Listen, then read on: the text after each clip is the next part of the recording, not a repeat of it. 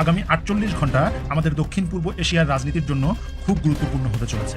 পুতিনের এই সফর বাংলাদেশ এবং পাকিস্তানের জন্য সমানভাবে গুরুত্বপূর্ণ, কারণ বর্তমানে বাংলাদেশে ভারত বিরোধিতা চরমে উঠেছে। তাই ভারত পুতিনকে পাশে নিয়ে এই অঞ্চল ঘিরে নতুন কোনো পরিকল্পনা করছে কিনা তা পরিষ্কার হতে পারে আগামী ৪৮ ঘন্টায়। কি ঘটতে যাচ্ছে? নির্বাচন ফেব্রুয়ারিতে হবে না সব দলের অংশগ্রহণ ছাড়া, অথবা ডক্টর মোহাম্মদ ইউনূস সরকারের অধীনে কোনো নির্বাচন হবে না, তিনি দিতে পারবেন না। এবং সেই ধারণাগুলোই দিনে দিনে যেন প্রকট হচ্ছে। দেশের রাজনৈতিক পরিস্থিতি ভিন্ন দিকে মোড় নিতে পারে। 100% আওয়ামী লীগের জন্য খুব ভালো একটা সময় আসছে। পল কাপুর বাংলাদেশ সফরে যাওয়ার আগে ট্রাম্পের বিশেষ দূত সার্জিও গোর বাংলাদেশ সফরে যাবে। ট্রাম্পের বিশেষ দূত সার্জিও গোর গিয়ে লাস্ট একটি চাপ দিবে ডক্টর ইউনূসকে। যদি না শুনে আওয়ামী লীগের নিষেধাজ্ঞা তুলে না নেয় এবং প্রতিহিংসামূলক যে সকল আওয়ামী লীগের উপর রাজনৈতিক মামলা সেগুলো তুলে নেওয়া না হয়, তাহলে কিন্তু ডাইরেক্ট অ্যাকশন হবে। প্রিয় দর্শক, নতুন একটা নিউজ ভিডিওতে আপনাকে স্বাগতম। আমরা ধারাবাহিকভাবে আমাদের চ্যানেলে প্রতিনিয়ত ভিডিও আপলোড করে থাকি। আপনি যদি নিয়মিত নিউজ ভিডিও দেখতে পছন্দ করেন, অবশ্যই চ্যানেলটাকে সাবস্ক্রাইব করে রাখতে পারেন। তো ধারাবাহিকভাবে বেশি কথা না বাড়িয়ে আমাদের স্ক্রিনের উপরে আমরা ভিডিওগুলো প্লে করে দিই, আপনারা মনোযোগ দিয়ে দেখেন। ট্রাম্পের বিশেষ দূত সার্জিও গোর গিয়ে লাস্ট একটি চাপ দিবে ডক্টর ইউনূসকে, সেটা অনেকেই অলরেডি বলা শুরু করে দিয়েছে। এটা আওয়ামী লীগের জন্য গুড সাইন। যদি নির্বাচনের আগে ট্রাম্পের বিশেষ দূত সার্জিও গোর বাংলাদেশে যায়, সেটা ভালো হবে, অনেক বেশি ভালো হবে। বাংলাদেশ আওয়ামী লীগের জন্য ফিরে আসতে অনেক বেশি সহযোগিতা পাবে এই ট্রাম্পের বিশেষ দূত সার্জিও গোর থেকে বাংলাদেশ আওয়ামী লীগ।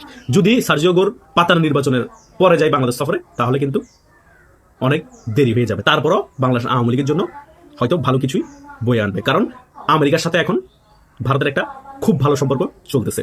আমেরিকা এখন ভারতের চোখে বাংলাদেশকে দেখছে। যতই বাংলাদেশে আমেরিকা স্বার্থ থাকুক, তারপরও ভারতের বাইরে যেতে পারছে না আমেরিকা। কিছুদিন আগে প্রতিরক্ষা চুক্তিও করে ফেলেছে এবং 825 কোটি রুপিরও একটি অস্ত্র বাণিজ্য করবে ভারতের সাথে আমেরিকান প্রশাসন, সেটাও চুক্তি হয়ে গিয়েছে। সে কারণে আমেরিকা এখন ভারতের সাথে হয়তো বিদ্রোহ করবে না, হয়তো বেমানিও করবে না। হয়তো বা ভারত যেটা চাচ্ছে বাংলাদেশের মধ্যে, সে কারণে ট্রাম্পের বিশেষ দূত সার্জিও গোর বাংলাদেশে যাচ্ছে। এরপর হয়তো পল কাপুরও গিয়েও যে সরকার থাকবে তাকে চাপ প্রয়োগ করবে বাংলাদেশ আওয়ামী লীগকে রাজনীতি করার সুযোগ করে দিতে, একটি গণতান্ত্রিক প্রক্রিয়া বাংলাদেশে তৈরি করার চেষ্টা করবে আমেরিকা এবং ভারত সহ। সেখানে দরকার হলে রাশিয়াও চাপ প্রয়োগ করবে যে সরকার থাকবে। তো বাধ্য হবে তখন যে সরকার থাকবে মেনে নিতে, কারণ বিশ্বের বড় বড় দেশের বাইরে যাওয়ার কোনো সুযোগ থাকবে না বাংলাদেশের। হয়তোবা ভারতের বাইরে গেলেও কিন্তু আমেরিকা রাশিয়ার বাইরে যাওয়ার কোনো সুযোগ নেই, কারণ বিশ্বের এই প্রভাবশালী দেশগুলো যদি বাংলাদেশের এক্সপোর্ট ইম্পোর্ট সকল ধরনের চুক্তি একেবারে বাতিল করে দেয়, তাহলে বাংলাদেশ দুর্ভিক্ষে কবলিত, এমনি মানুষ মারা যাবে। তখন বাধ্য হয়ে ওই সকল কথাগুলো বা ওই সকল ব্যাপারগুলো যেগুলো আমেরিকা রাশিয়া ভারত চাচ্ছে সেগুলো মেনে নিতে বাধ্য হবে। শুধু বাদ দেন, ভারতই অলরেডি নোটাম জারি করে দেওয়ার ফলে, আকাশপথ বন্ধ করে দেওয়ার ফলে কাপাকাপি শুরু হয়ে গিয়েছে বাংলাদেশের এই সরকারের। যদি আমদানি রপ্তানি একেবারে বন্ধ করে দেয়, আরো কাপাকাপি শুরু হয়ে যাবে। সীমান্তের মধ্যে অলরেডি সৈন্য সমাবেশ করছে, এই সরকারের কাপাকাপি শুরু হয়ে গিয়েছে। শুধু ভারত একটা প্রেশার দিচ্ছে, এখনো ফুললি প্রেশার দিচ্ছে না, 50% দিয়েছে। তাহলে ভারত যদি 100% প্রেশার দেওয়া শুরু করে দেয়, আমেরিকা হালকা প্রেশার দেয়, রাশিয়া হালকা প্রেশার দেয় এবং কাতার এবং অন্যান্য বিশ্বের প্রভাবশালী আরো কিছু দেশ প্রেশার দেওয়া শুরু করে, মাথা নত হতে বাধ্য। আবার বাংলাদেশের 50% মানুষের মুক্তিযুদ্ধ সপক্ষ শক্তি আওয়ামী লীগকে সমর্থন করে, তারাও যদি রাজপথে নামে, তখন কথায় আছে না, পালাবি কোথায়? তো পালানোর পথ না, বাধ্য হয়ে সকল কথা মেনে নিতে বাধ্য হবে ওই সরকার। এবং ওই সরকার বেশি টিকবেও না যদি পাতানো নির্বাচনের ফলে ওই সরকার আসে। আন্দোলন চলবে বাংলাদেশে, আবার কূটনীতিকভাবে বিশ্বের সকল দেশ থেকে প্রেশার দেওয়া হবে। 1 সপ্তাহ 20 দিনের মধ্যে ওই সরকারের পতন হয়ে যাবে। ওই আমি সবসময় সে কারণে বলি, যে লাও সে গদু, ঘুরি ফিরে তত্ত্বাবধায়ক সরকারে আসতে হবে, যেটা বিএনপি চেয়েছিল, এখন সেটা আওয়ামী লীগও চাচ্ছে। সেটাতে এসেই নির্দলীয় তত্ত্বাবধায়ক সরকারের আন্ডারে সকলকে আবার নির্বাচন করতে হবে। তারপরে বাংলাদেশে আবার স্টেবল হবে রাজনীতি, আবার বাংলাদেশে রাজনীতিক একটি ব্যালেন্স ফিরে আসবে। তাই আমেরিকার যে রাষ্ট্রদূত বাংলাদেশে আসবে, ওনার বাংলাদেশ সফরটা সার্জিও গোরের অনেক গুরুত্ব গ্রহণ করে। উনি কি ধরনের অ্যাক্টিভিটি দেখায়, কি আলোচনা করে, সেটার উপর বাংলাদেশের আগামী রাজনীতি অনেক কিছুই ডিপেন্ড করে। যেমন আগে যখন ডোনাল্ড লু আসতো, তখনও কিন্তু আমরা বিভিন্ন আলোচনা করতাম কি জন্য এসেছে, কি হবে, অনেক প্ল্যানিং করেছে ডোনাল্ড ট্রাম্প। শেষ পর্যন্ত তিনি একটি পাতানো গণ অভ্যুত্থান তো করিয়ে ফেলতে পেরেছে ডিপ স্টেটের মাধ্যমে। এখনো সেম ভাবে হয়তো বা সার্জিও গোর চেষ্টা করবে যে ওনার কথা যাতে শুনে ডক্টর সরকার যদি থাকে, উনি বা পরবর্তী সরকারের সময় যদি উনি বাংলাদেশ সফরে আসে, ওরা শুনে, তাহলে মোটামুটি সব ঠিকঠাক থাকবে। যদি না শুনে, আওয়ামী লীগের নিষেধাজ্ঞা তুলে না নেয় এবং প্রতিহিংসামূলক যে সকল আওয়ামী লীগের উপর রাজনৈতিক মামলা সেগুলো তুলে নেওয়া না হয়, তাহলে কিন্তু ডাইরেক্ট অ্যাকশন হবে। আমেরিকা না করলেও ভারতকে সম্পূর্ণরূপে ক্লিয়ারেন্স দিয়ে দিবে আমেরিকা যে তোমরা যা ইচ্ছা এখন বাংলাদেশের সাথে করতে পারো, আমরা চেষ্টা করেছি কূটনীতিকভাবে, তোমরা করেছো ব্যর্থ। পরে ভারত যা করার তাই করবে, সাধারণ জনগণ এবং আওয়ামী লীগের রাজপথে নামবে। ভারত কূটনীতিকভাবে, বিভিন্নভাবে, বাণিজ্যিকভাবে প্রেশার ক্রিয়েট করবে ওই সরকারকে। ওই সরকার 10-15 দিনের মধ্যেই পতন হয়ে যাবে, রেজিম চেঞ্জ হয়ে যাবে। তারপরে আওয়ামী লীগ আবার পুনঃপ্রতিষ্ঠা হবে বাংলাদেশে, আবার রাজনীতি ফিরে আসবে এবং তত্ত্বাবধায়ক সরকার যে নির্বাচন হবে সেই নির্বাচনে আওয়ামী লীগ আবার ক্ষমতায় আসবে। তাই বেশি বছর নাই আওয়ামী লীগ ক্ষমতায় আসতে। 16 বছর 17 বছর আওয়ামী লীগ ক্ষমতায় ছিল, আবার 4-5 বছর 6-7 বছর পর আবার আওয়ামী লীগ ক্ষমতায় আসছে। আবার ওইবার যখন ক্ষমতা আসবে, কতবার ছিল 16 থেকে 17 বছর, এবার আসলে থাকবে 32 বছর। কথা বুঝেন না? বিএনপির অস্তিত্ব চলে যাবে একমাত্র বিএনপির কিছু ভুল সিদ্ধান্তের কারণে। এখন যে বিএনপি এই ডক্টরদের সাথে তাল মিলাচ্ছে, এই জামাতের সাথে তাল মিলিয়ে একটি পাতানো নির্বাচন করে ক্ষমতায় বসতে যাচ্ছে, ইচ্ছাই তো থাকতে হবে। তো এটার এক্সপায়ার ডেট যদি 3 মাস থাকে 1 বছর থাকে লাভ কি রে ভাই? আওয়ামী লীগ ছাড়া বাংলাদেশে যত নির্বাচন হয়েছে কোনো নির্বাচন কি 1-2 মাসের বেশি যে সরকারের সাথে থাকতে পেরেছে? পারে নাই তো, আগামী তো পারবে না, কারণ বাংলাদেশ আওয়ামী লীগ এই দেশটাকে জন্ম দিয়েছে। এই দেশের মাটির সাথে বাংলাদেশ আওয়ামী লীগের কর্মীদের নারী টান আছে। তাই বাংলাদেশ আওয়ামী লীগ ছাড়া নির্বাচন হলে কোনো জনগণ মেনে নিবে না, কোনো মুক্তিযুদ্ধের সপক্ষ শক্তি কেউ মেনে নিবে না, বিশ্বের কোনো দেশ মেনে নিবে না। তস নস হয়ে যাবে ওই সরকার 2-3 মাসের মধ্যে। তামা করে ফেলবে বাংলাদেশ আওয়ামী লীগের কর্মীরা রাজপথে নেমে, এবং সাধারণ জনগণ রাজপথে নেমে। বিশ্বের সকল দেশ তখন সমর্থন করবে। দেশের মধ্যে যাই হোক, কি করবে ওই সরকার? কিছু করার না। পুলিশ ভয়ও গুলি করবে না। পুলিশ চিন্তা করবে ভাই আমি তখন হালকা পাতলা গুলি করে পরে আমাদের সকল পুলিশকে মেরে মেরে ঝুলে রাখছে। এখন তো আবার আওয়ামী লীগ ক্ষমতা আসলে স্টিমরোল চালাবে। ওরা 1000 পুলিশ মারলে আওয়ামী লীগ মারবে 10,000। তো দরকার কি আমি গুলি করা? হয়তো টিএসএল কিছু মারবে, তারপর যখন মাইশ শুরু করে দিবে জনগণ এবং আওয়ামী লীগের রাজপথের মধ্যে আখামা খেলা চলবে, তখন তারা পুলিশটা বুঝে যাবে ভাই ক্ষমতা থাকছে না এই সরকারের বেশি দিন, আবার একটা নির্বাচন তত্ত্বাবধায়ক সরকার আন্ডারে আওয়ামী লীগ আবার ক্ষমতা আসবে। আমরা ভাই এখন গুলি করবো না, পোল্টি খাই যাবো অটোমেটিক পুলিশ, আর্মিও পোল্টি খাই যাবো অনেকে ভয়ে। কারণ যেখানে বেকিং দিচ্ছে ভারত, যেখানে বেকিং দিচ্ছে রাশিয়া, সেখানে আমেরিকা কথা বলার কোনো সুযোগ নাই, চাইনাও চুপচাপ থাকবে। তাই 100% আওয়ামী লীগের জন্য খুব ভালো একটা সময় আসছে। আমেরিকা এখন আস্তে আস্তে নমনীয় হচ্ছে বাংলাদেশের ব্যাপার নিয়ে, আওয়ামী লীগের ব্যাপার নিয়ে। তাই ট্রাম্পের দূত সার্জিও গোর বাংলাদেশে কখন আসে, এরপর বাংলাদেশে কি পরিবর্তন হয় সেটা দেখার জন্য আরো কিছুদিন অপেক্ষা করতে হবে। আশা করছি আপনারা সকল কিছুই বুঝতে পেরেছেন। ভারতের প্রধানমন্ত্রী নরেন্দ্র মোদীর আমন্ত্রণে ভারত রাশিয়ার বার্ষিক সম্মেলনে যোগ দিতে দিল্লি আসছেন রুশ প্রেসিডেন্ট ভ্লাদিমির পুতিন। কিন্তু এই সফর কেবল দুই দেশের রাষ্ট্রপ্রধানের সাক্ষাৎ নয়, এর পেছনে লুকিয়ে আছে এক সুবিশাল পরিকল্পনা যা সারা বিশ্বের ভূ রাজনৈতিক সমীকরণ বদলে দিতে পারে। ভাবছেন পুতিনের ভারত সফর নিয়ে এত আলোচনা কেন? এর মূল কারণ তার আসার আগেই রাশিয়া এক ঐতিহাসিক বিষয় ঘোষণা করেছে, যা মার্কিন প্রেসিডেন্ট ডোনাল্ড ট্রাম্পের জন্য মোটেও খুশির কোনো বার্তা নয়। পুতিনের নিরাপত্তার জন্য দিল্লিতে এখন চলছে এক নজিরবিহীন প্রস্তুতি।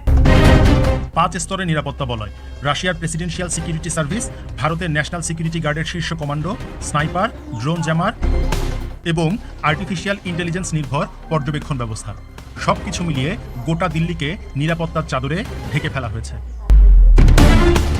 দিল্লি পুলিশ এবং এনএসডি কর্মকর্তাদের সঙ্গে রুশ নিরাপত্তা কর্মীরা কাঁধে কাঁধ মিলিয়ে কাজ করছেন। পুতিনের জন্য আনা হয়েছে তার নিজস্ব বিলাসবহুল সাজোয়া লিমোজিন অরাস সেনা। চলতি বছরের শুরুতে চীনের সাংহাই কোঅপারেশন অর্গানাইজেশন সম্মেলনে মোদিও এই গাড়িতেই চলেছিলেন। এত আড়ম্বর আর প্রস্তুতির পেছনে কি শুধুই একটি বার্ষিক সম্মেলন? মোটেও না। আসল বোমাটা ফাটল পুতিন দিল্লি আসার ঠিক আগেই। রুশ পার্লামেন্টের লোয়ার হাউস স্টেট ডুমা ভারতের সঙ্গে একটি অত্যন্ত গুরুত্বপূর্ণ সামরিক চুক্তির অনুমোদন দিয়েছে। এই চুক্তিটি হলো reciprocal exchange of logistical support বা রেলস চুক্তি। 1 মিনিট, রেলস এটা আবার কি? আগেই বলেছি, রেলস মানে হলো reciprocal exchange of logistical support agreement. এই চুক্তি অনুযায়ী দুই দেশের সামরিক বাহিনী একে অন্যকে কৌশলগত সহযোগিতা দেবে। অর্থাৎ ভারত ও রাশিয়া এবার থেকে নিজ নিজ সেনা সদস্য, সরঞ্জাম, যুদ্ধজাহাজ এবং সামরিক বিমান একে অপরের দেশে পাঠাতে পারবে। এখানেই শেষ নয়, একটি দেশ অন্য একটি দেশের আকাশসীমা এবং বন্দর সামরিক প্রয়োজনে ব্যবহার করতে পারবে।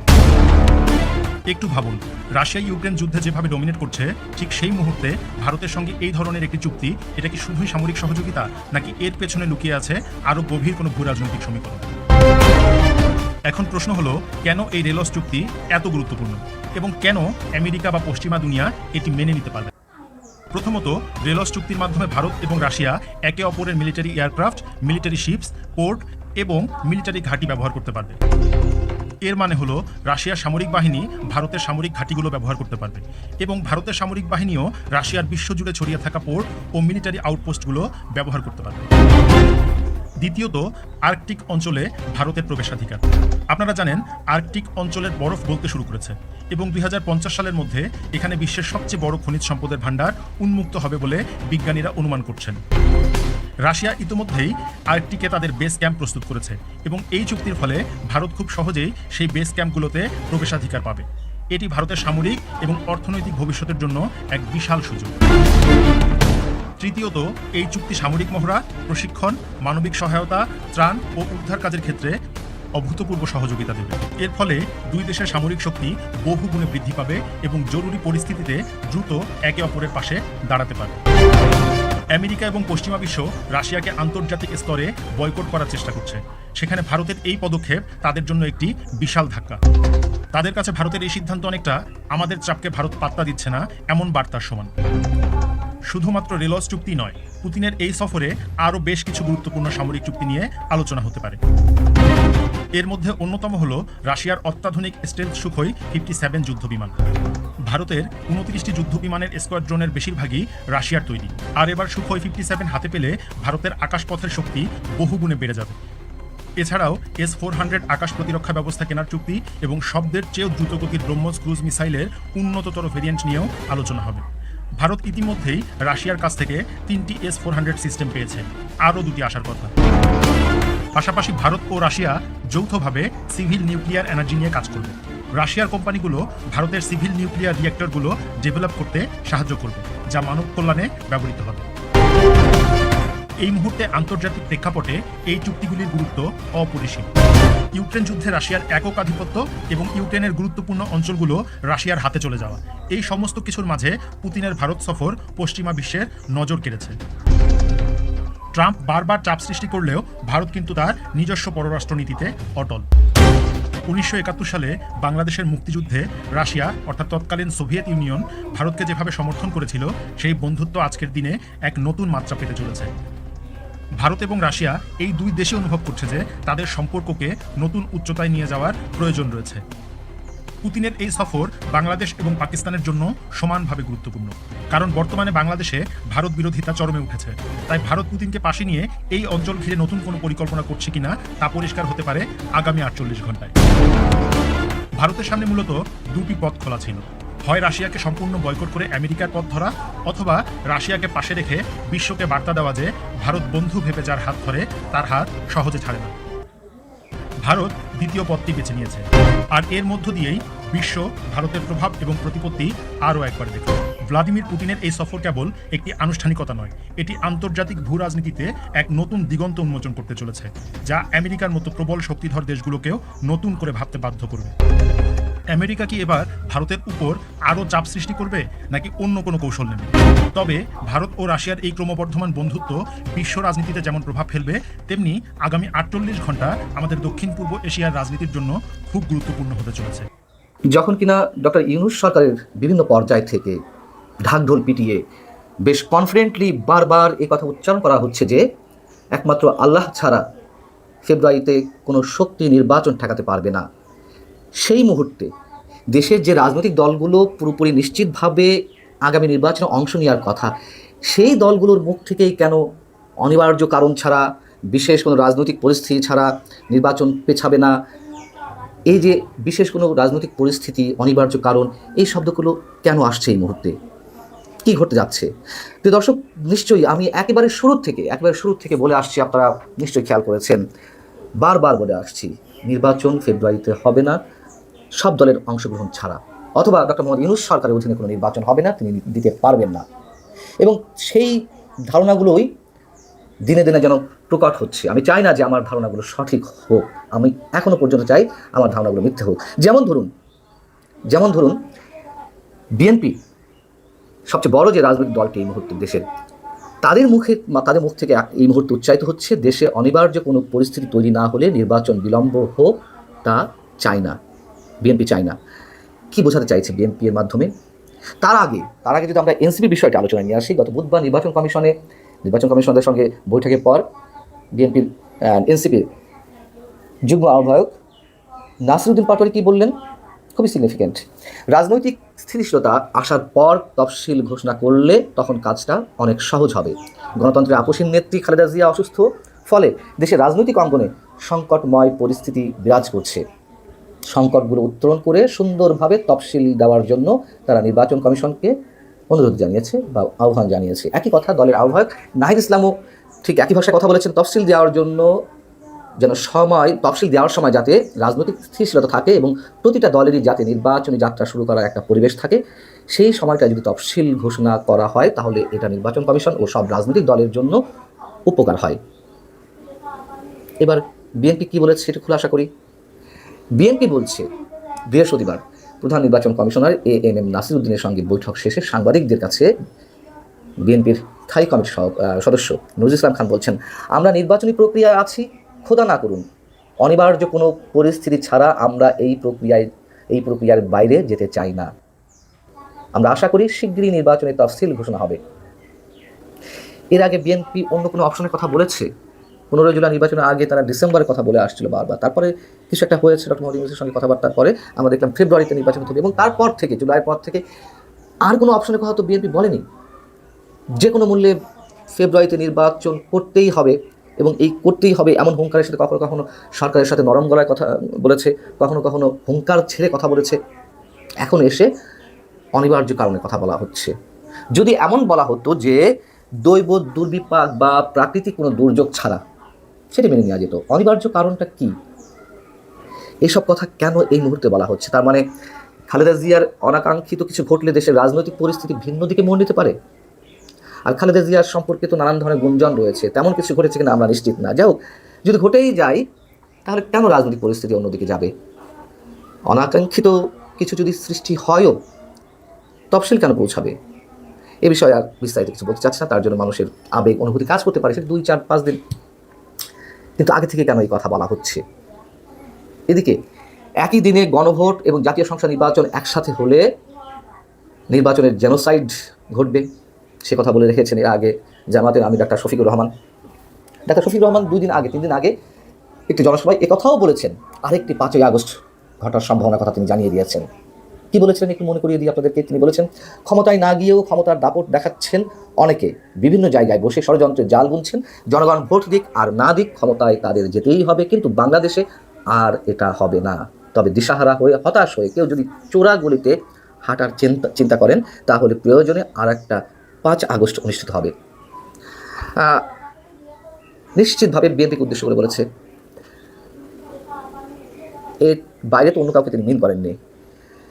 জামাত যে নির্বাচন সহজে চায় না, এটাই বরং আমরা জেনে এসেছি, বা সেটাই মানুষের ক্যালকুলেশনে এসেছে, যেহেতু বর্তমান সরকারের পেছনে থেকে সব ধরনের কলকাঠি নাড়ছে জামাত। ক্ষমতায় না থেকেও তারা ক্ষমতার স্বাদ লাভ করছে, প্রশাসনের যে রদবদল, প্রশাসনের যে নতুন নতুন নিয়োগ, সব কিছুই নাকি জামাত নিয়ন্ত্রণ করছে। এবং অনেকে বলেন যে এরই মধ্যে প্রায় 60% বা 50% জামাত নিজেদের নিয়ন্ত্রণে নিয়ে নিতে পেরেছে প্রশাসনের, এবং বাকি সবটুকু নিয়ন্ত্রণে নেওয়ার জন্য জামাতের সময় প্রয়োজন। একই সঙ্গে বিএনপিকে যতটা বিতর্কিত করা যায় সেই চেষ্টাতেই আছেন জামাত, এটি এখন অনেকেই বলছেন, শুধু এখন থেকে নয়, আরও অনেক আগে থেকেই। তো সেই কথার খানিকটা প্রতিধ্বনি আমরা শুনলাম জামাতের কেন্দ্রীয় মজলিসের শুরা সদস্য চট্টগ্রামের নেতা শাহজাহান চৌধুরীর কণ্ঠে, যে প্রশাসন তাদের কথায় উদ্বোস করবে, পুলিশ জামাতের কথাতে উদ্বোস করবে, নির্বাচনী দায়িত্বে যারা থাকবেন তাদেরকে জামাতের কথা মেনে চলতে হবে, পুলিশকে জামাতের যারা প্রার্থী তাদের প্রোটোকল দিতে হবে। যেসব বক্তব্য বিবৃতি পাচ্ছি আমরা এমনি পাচ্ছি না। এবং 5 আগস্টের কথা যেটি বললেন ডাক্তার শফিকুর রহমান, এটি অন্য কেউ বললে কি হতো? রাষ্ট্রদ্রোহী কাজ করেছেন, তাদের ক্ষেত্রে তো এই অভিযোগ আনা হতো। 5 আগস্ট বলতে কোন সরকারের বিরুদ্ধে? এই অন্তর্বর্তী সরকারের বিরুদ্ধে তো 5 আগস্ট ঘটানোর কথা তিনি বলছেন, সে যেভাবেই বলুন না কেন, এই ক্ষেত্রে কোনো শব্দ উচ্চারণ হচ্ছে না। এদিকে আওয়ামী লীগ ছাড়া নির্বাচন হলে সেই নির্বাচন প্রতিহতের ডাক দিয়ে রেখেছেন সাবেক প্রধানমন্ত্রীর ছেলে সজীব ওয়াজেদ জয়। আন্তর্জাতিক নানান ধরনের সমীকরণ যে ছিল সব উল্টে পাল্টে যাচ্ছে। ভারতের সাথে যুক্তরাষ্ট্রের যে শীতল সম্পর্ক চলছিল, আগেই বলেছি, সেটি আবার উষ্ণতার পথে হাঁটছে, এবং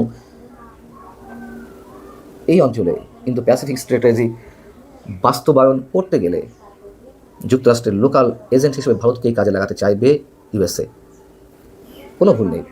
সো ভারত যা চাইবে মোটামুটি তাদেরকে তো সেই কথাই শুনতে হবে। তাহলে সব কিছু মিলে কী দাঁড়াচ্ছে? চরম এক অনিশ্চয়তার মধ্যে দিয়ে এবং আইন শৃঙ্খলা পরিস্থিতির যে বিষয়, স্বরাষ্ট্র উপদেষ্টা বলছেন যে তফসিল ঘোষণা করলেই তারপর আইন শৃঙ্খলা পরিস্থিতির উন্নতি হবে। নির্বাচন কমিশন তাই বলছেন, কেন তফসিল ঘোষণার পরে আইন শৃঙ্খলা পরিস্থিতির উন্নতি ঘটানো হবে, তার আগে নয় কেন? এবং এই যে আইন শৃঙ্খলা পরিস্থিতির অবনতি, সেটিকে কেন্দ্র করে আবার জামায়াতের নেতারা, এনসিপি নেতারা তো আরও অনেক আগে থেকে বলে আসছেন যে এই অবস্থায় বা এই অবস্থা যদি পরবর্তীতেও থাকে, সেই অবস্থায় নির্বাচন হবে কীভাবে, আগে থেকেই প্রশ্নবিদ্ধ করার চেষ্টা তারা চালিয়ে আসছে। অতএব নির্বাচন হচ্ছে না, এখনও আমার ধারণা নির্বাচন সব কিছু মিলে হচ্ছে না। তাহলে কি হতে যাচ্ছে? তৃতীয় সেই শক্তি, যেই শক্তিকে মানুষ ভয় পায়, আবার যেই শক্তিকেই মানুষ ক্ষমতা নেওয়ার জন্য বারবার আহ্বান জানাচ্ছে।